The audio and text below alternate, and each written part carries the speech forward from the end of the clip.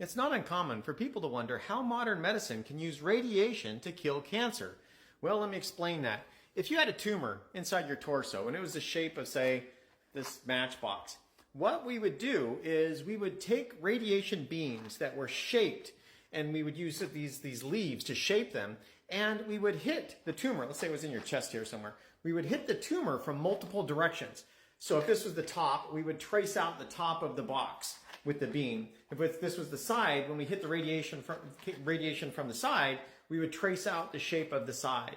And if it was coming from the back and it was shaped like this on the back, the radiation would trace out the shape of the tumor on the back.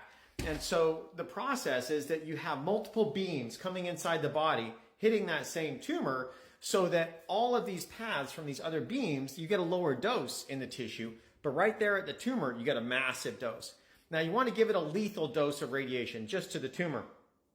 And that's around 450 rad. It's a massive dose. We call that a lethal dose because it will kill about half the people that get that kind of a dose. But a really healthy person would be able to survive that. And so you give that kind of a dose to the tumor so that the tumor is very, very badly damaged. And then you follow that up with some poison, a limited dose of chemotherapy so that the poison with the radiation is enough to kill the cancer tumor. Now that tumor might have a bunch of tendrils that come out around it.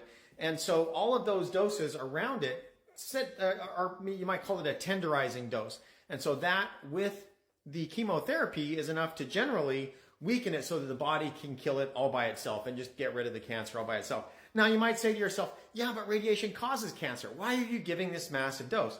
Well, radiation is not as carcinogenic as the fear you have in society would indicate. It's not that strong of a carcinogen.